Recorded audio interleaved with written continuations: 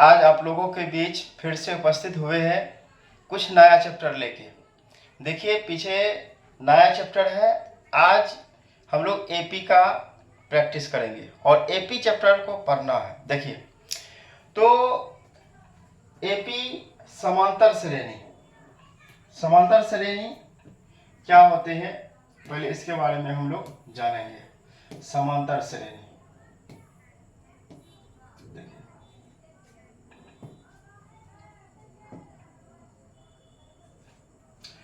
यहाँ पे कुछ चित्र दिखाई दे रहा है आप लोगों को। यह चित्र जो सामने आप लोग देख रहे हैं यह डॉलर है, जिसको क्यून कहा जाता है। तो यहाँ पे हम लोग देख रहे हैं इस चित्र को कि यहाँ क्या है, एक है और यहाँ पे 1 2 3 है और यहाँ पे 1 2 3 4 5 है।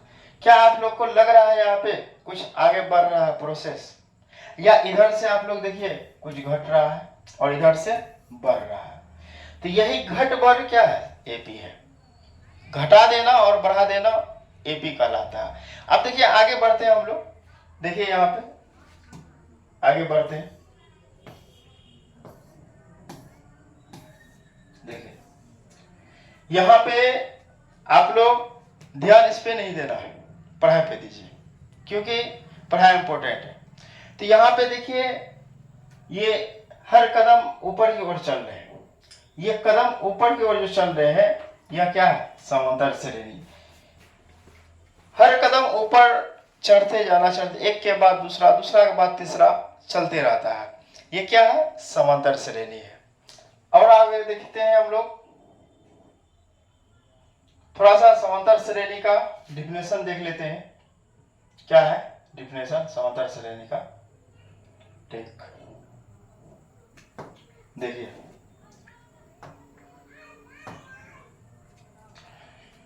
यहां पे आप लोग थोड़ा सा डिफिनेशन देखिएगा समांतर श्रेणी का। संख्याओं के एक अनुक्रम को समांतर श्रेणी कहा जाता है। संख्या के एक अनुक्रम को समांतर श्रेणी कहा जाता है। अर्थमेटिक प्रोग्रेस, समांतर श्रेणी। तो समांतर श्रेणी का मतलब होता है लगातार संख्याओं का अंतर। अगर दो संख्या के बीच में अंतर आ गया बराबर तो वो क्या है, एपी है। अगर नहीं आया तो एपी नहीं है। तो यही चीज कह रहा है कि यदि उसके पद और उसके पूर्व पद का अंतर सदैव नियत मतलब स्थिर हो, यह नियत संख्या समांतर श्रेणी सर्वांतर कहते हैं। पूर्व पद दूसरा परिभाषा देते हैं, दूसरे शब्दों में प्रथम पद को छोड़कर एक निश्चित संख्या जोड़ने से प्राप्त होती है। यह नियत संख्या धनात्मक, ऋणात्मक या शून्य हो सकती है और इसे एपी का सर्वांतर कहते हैं। तो चलिए हम लोग थोड़ा सा इस पे चर्चा करते हैं, समांतर श्रेणी पे। समांतर श्रेणी क्या है देखिए। तो सबसे पहले हम लोग समझेंगे समांतर श्रेणी के पद के बारे में।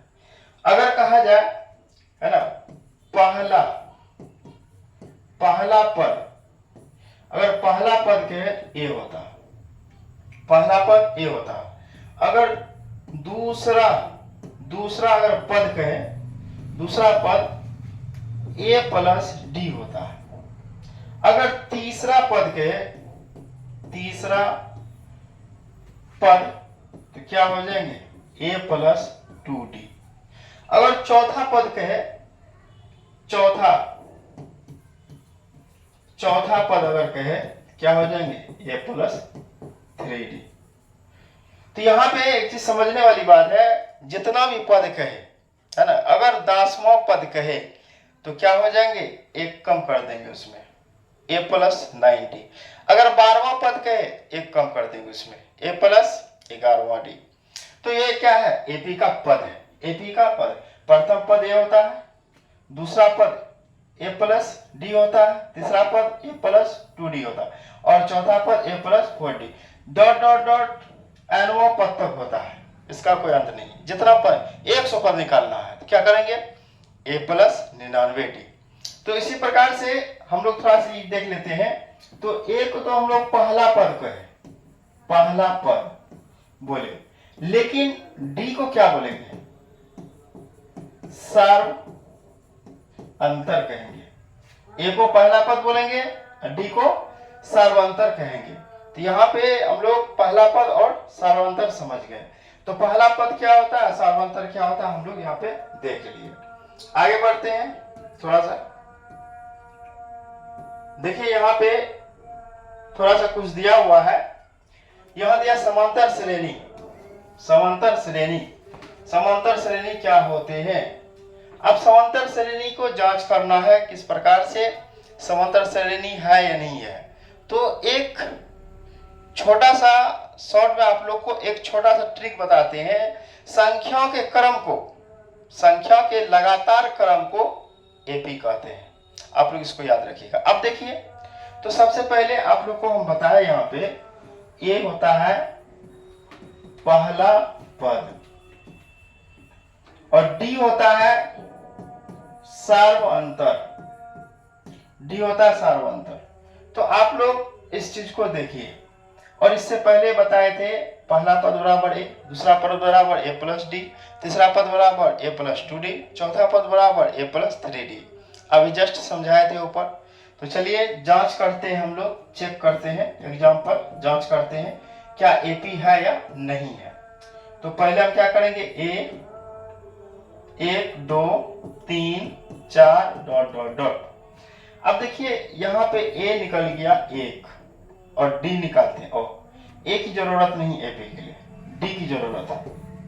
तो डी बराबर सूत्र होता है A2 माइनस A1। डी बराबर यहाँ सूत्र लिख लीजिएगा, डी बराबर A2 माइनस A1। ये सर्व अंतर निकालने का सूत्र है। दूसरा पद माइनस तीसरा पद। अगर यहां हम कहें तो ये हो गया A1 A2 A3 A4 dot dot dot. अब बताइए यहाँ पे A2 कितना हो गया 2 माइनस A1 1, घटा दीजिए कितना हो गया 1। फिर D1 ले लेते हैं इसको। अब D2 अगर निकालते हैं क्या हो जाएगा, A3 माइनस A2। A3 हो गया 3, A2 हो गया 2। इसको हल करेंगे, 3 में से 2 गया 1। तो क्या आप लोग को यहाँ दिखाई दे रहा है क्लियर रूप से कि D जो है मेरा दोनों क्या है, बराबर आ गया। जब दोनों डी मेरा बराबर आ गया, सर्वांतर बराबर आ गया, तीसरा भी बराबर होंगे। इसका मतलब है इस संख्या के क्रम जो है अंतर एक ही आएंगे, चाहे यह जहां तक चले जाए। तो क्या होंगे, एपी है। एक और उदाहरण है यहाँ पे देखिए, यहाँ पे 70 घटाएंगे 100 में, है ना, A1 A2 A3। तो क्या बताए थे, डी बराबर सूत्र D1, दो ठो डी चेक करेंगे। तो A2 माइनस A1, A2 क्या आएगा 70 माइनस 100, 70 माइनस 100 घट के आएगा माइनस 30। फिर D2 चेक करेंगे, A3 माइनस A2। तो A3 हो गया इसका 1 2 3 40 माइनस A2 हो गया 70, देखिए माइनस 30 आ गए। आप लोग ध्यान दीजिए, D क्या आ रहा है, सेम आ रहा है, इसका मतलब ये भी एपी है। तो इसी प्रकार से आप लोग चेक कर लीजिएगा ये दोनों तीनों एपी है या नहीं। इसी प्रकार से चेक करने का बहुत आसान तरीका है। दो ठो डी समान आना चाहिए, दो ठो डी क्या, पूरा डी समान आना चाहिए, यहां से लेके वहां तक। एपी का यही शर्त है कि अंतर कंटिन्यू होना चाहिए, बराबर होना चाहिए अंतर। चाहे संख्या के लगातार अंतर, अगर थोड़ा सा भी एक अंतर सही है, दूसरा अंतर ज्यादा है, 2 की जगह 3 आ गए, वो एपी नहीं है। तो चलिए देखिए आगे बढ़ते हैं हम लोग थोड़ा सा।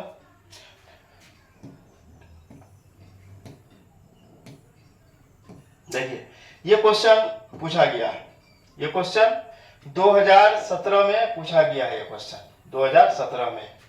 तो देखिए इस क्वेश्चन को हल करते हैं। यहाँ पे दिया गया है यदि एपी का प्रथम पद ए, देखिए अभी जस्ट बताया प्रथम पद ए होता है। अब और दिया है पदांतर डी। पदांतर का मतलब होता है पदों का अंतर, जिसको हम लोग सार्वअंतर कहते हैं। सार्वअंतर को पदांतर कहा जाता है। मतलब ए दिया है, प्रथम पद ए हो गया और पदांतर डी हो गया। तो डी ए दिया है, तो nवां पद ज्ञात कीजिए, निम्नलिखित में से कौन सा सही है। तो देखिए इसको कौन सा सही है, इसको हल करते हैं। सबसे पहली बात, इसको हल करने के लिए चलिए ठीक, अब इसको हल करने के लिए यहाँ पे देखिए थोड़ा यहाँ साइड में कर देते हैं। तो a बराबर a ही दिया है, d बराबर d ही दिया है, ad निकल गया और nवां पद कह रहा निकालने के लिए, इसका मतलब n बराबर भी n ही दिया है। तो क्या निकालना हमें कि निम्नलिखित में से कौन सा सही होगा। तो इसका सूत्र होता है, सर्वांतर बड़ा सूत्र होता है, अंतिम पद बराबर सूत्र होता है a प्लस कोष्ट n माइनस 1 इंटू डी। तो अब देखिए a का मान a ही है, प्लस n तो n ही है माइनस 1 और d का मान d ही है। तो यही हो गया इसका सूत्र। देखिए कौन सा ऑप्शन में है ये सूत्र, आप लोग खुद देखिए कहाँ पे है। ये तो हो नहीं सकता है, a माइनस ये भी नहीं हो सकता है, a प्लस n माइनस, हाँ ये है, देखिए ये 2 वाला नहीं हो सकता है। तो देखिए पूछा गया क्वेश्चन है ये सब, है ना। आप लोग को बेहतर से बेहतर तरीका से समझाएंगे और पढ़ाएंगे। आप लोग कंटिन्यू लगे रहिए और आप लोग थोड़ा सपोर्ट कीजिए। आप लोग सपोर्ट कीजिएगा तभी आगे बढ़ पाएंगे, नहीं तो फिर परेशानी बढ़ जाएगा, क्योंकि मेहनत करते हैं आप लोग के लिए। आप लोग थोड़ा सपोर्ट नहीं कीजिएगा तो फिर मेरा मेहनत बेकार चला जाएगा। तो देखिए आगे बढ़ते हैं, और यहाँ वही चीज जो आपको बताया ना, वही चीज यहाँ पे समझाया गया है, वही चीज यहाँ पे समझाया गया। तो आप समझ जाइए कि अंतिम पद निकालना है। एक बात और आप लोग का थोड़ा सा क्लियर करते हैं, यहाँ पे क्लियर करते हैं एक पॉइंट और। अगर मान लीजिए हमें क्वेश्चन दे दिया है 1 2 3 4 डॉट डॉट डॉट 10वां पद, क्या दिया है 10वां पद, इसका योग क्या होंगे, है ना। अगर दिया है अंतर निकालना है, योग निकालना है, इसका अगर a n पे बैठाते हैं, a प्लस कोष्ट n माइनस 1 इंटू डी। तो यहाँ पे देखिए a हो जाएगा तो शुरू का ही 1 और d निकाल लेते हैं, a2 माइनस a1। तो a2 हो गया 2 माइनस 1 बराबर 1। तो a का मान हो गया 1 प्लस कोष्ट n तो नहीं दिया, n दिया है वहां पे 10 n दिया है, तो 10 माइनस 1 इंटू डी का मान दिया है 1। इसको हल करते हैं तो 1 प्लस 9 इंटू 1, तो क्या हो जाएंगे, तो 1 प्लस 9 गुना 1 9, 9 1 10। तो देखिए आप लोग गिनती कीजिए 1 से लेके 10 तक में कितना पद है। तो देखिए गिनती ही कीजिए 1 2 3 4 5 6 7 8 9 10। देखिए 10 पद है टोटल, 1 से लेके 10 तक में 10 पद है। देखिए हम इस तरह से निकाल सकते हैं 10 पद। अभी तो हम बीच वाला को छोड़ दिए थे, बीच वाला को छोड़ दिए थे, फिर भी हम 10 पद निकाल सकते हैं। तो इस प्रकार से निकाल सकते हैं इसका यूज करके, है ना। चलिए आगे बढ़ते हैं। देखिए कुछ टाइप लिए हैं, देखिए टाइप क्या है यहाँ पे कि समांतर श्रेणी का पहला टाइप है। तो यहाँ पे दिया है कि यदि nवां पद tn ज्ञात हो तो n के विभिन्न मान 1 2 3 1 2 3, इसका मतलब है nवां पद दिया है कितना tn दिया tn। तो यहाँ पे करा n का मान, किसका मान, n का मान 1 2 3 देकर t1 t2 t3 प्राप्त किया जा सकता है। तो देखिए तो यहाँ n दिया है मेरा 1, तो हम t और n के जगह पे बैठाएंगे 1 कोमा, फिर यहाँ पे t n की जगह बैठाएंगे 2 कोमा, फिर यहाँ पे t n की जगह बैठाएंगे 3। देखिए इस तरह से प्राप्त किया जा सकता है। पहला टाइप में जो दिया है कि अगर हम किसी भी nवां पद को ज्ञात करने के लिए tn ज्ञात हो तो n के विभिन्न मान दिया है 1 2 3, तो हम इस तरह से t1 t2 t3 प्राप्त कर सकते हैं। चलिए एपी का और कुछ टाइप दिया हुआ है यहाँ पे, हम लोग देखते हैं एपी का कुछ टाइप। देखिए टाइप 2 ध्यान दीजिए, यहाँ पे कह रहे हैं टाइप 2 यदि एपी का प्रथम पद ए सर्वांतर डी हो तो एपी के दूसरे और उसके बाद के क्रम पदों की पूर्व पद में डी जोड़कर प्राप्त किया जा सकता है। ये क्या है? नियम है। किसी भी एपी में प्रथम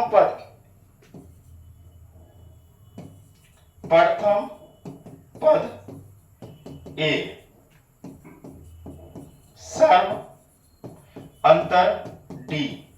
तो एपी के दूसरे और उसके बाद के क्रमागत पदों में पूर्व में डी जोड़कर प्राप्त किया जा सकता है। तो ए प्लस कोष्ट n minus 1 into d. Yes, अंतिम ए एन बराबर सूत्र होता है, ए एन बराबर सूत्र होता है ए प्लस कोष्ट एन माइनस 1 इंटू डी। चलिए टाइप 2 था और टाइप 3 देखते हैं। टाइप 3 देखिए यहां पे दिया हुआ है कि एपी का प्रथम पद संख्याओं के लिए दिया प्रतिरूप पैटर्न का प्रथम पद है। अगर हम एपी का सर्व अंतर निकाले, दूसरा पद माइनस पहला पद, देखिए अभी जस्ट बताए, अगर हम डी को निकालते हैं a2 माइनस a1 जो कि हो गया है ना, ये हो गया 2 है, तो क्या हो गया दूसरा पद और ये हो गया पहला एक है, तो क्या हो गया पहला पद हो गया, पहला पद। तो देखिए यहाँ पे बहुत सारा सूत्र आप लोग को बताए, थोड़ा ध्यान रखिए और बेहतर समझ में आएगा। आगे बढ़ते हैं। देखिए यहाँ पे डी निकालना था। देखिए एपी को जांच करने के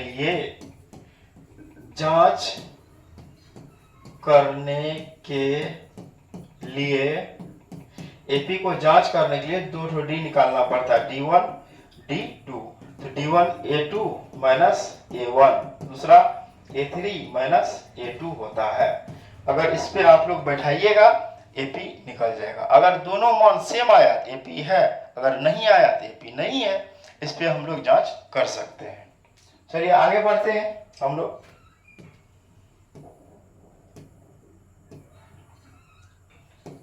टाइप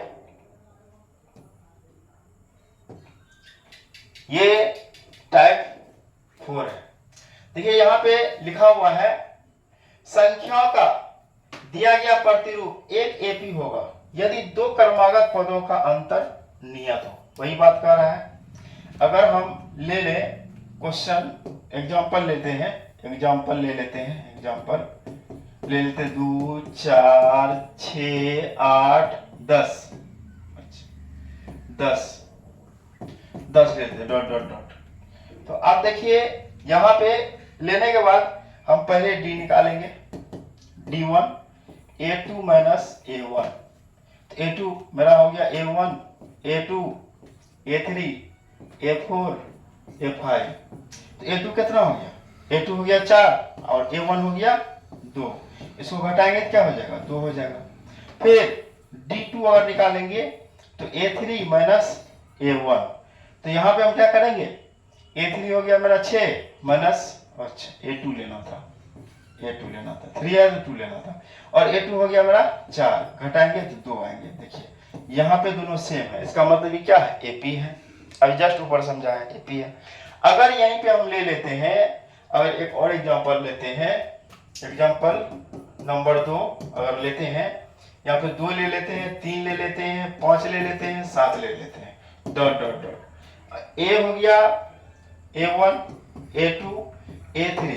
अब देखिए D निकालना है, D1 A2 minus A1। A2 हो गया 3 और A1 हो गया 2, घटाएंगे क्या है? 1।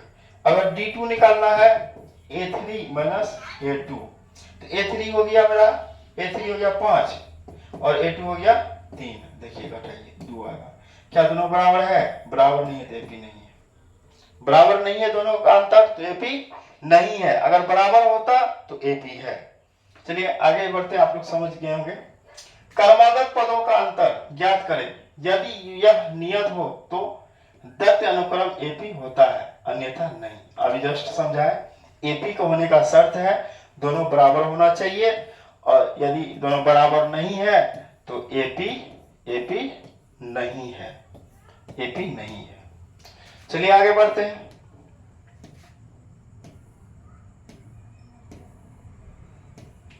चलिए पांचवा रूल देखिए, पांचवा रूल हम लोग समझते हैं। यहाँ पे पांचवा रूल क्या कर रहे हैं यहाँ पे क्वेश्चन, प्रश्न को सावधानी से पढ़ें और प्रथम पद तथा दूसरे पदों ज्ञात करने के लिए नियम ज्ञात करें और क्या तब अनुक्रमांक के कुछ पदों को लिखें, अनुक्रमांक के कुछ पदों को लिखें। तो चलिए हम आप लोग को कुछ सूत्र को दिखाते हैं। देखिए सूत्र किस प्रकार से होता है एपी का। तो देखिए एपी जो होता है रियल में क्रमबद्ध संख्या होता है, क्रम के अनुसार चलने वाली संख्या होता है, एक के पीछे एक के पीछे एक, है ना, उसे हम एपी कहते हैं। क्यों? उसका अंतर सेम होना चाहिए, अगर सेम नहीं होगा तो एपी नहीं होंगे।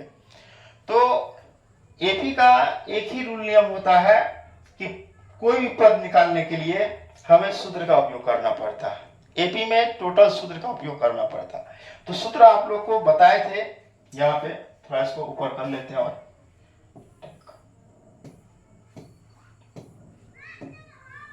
चलिए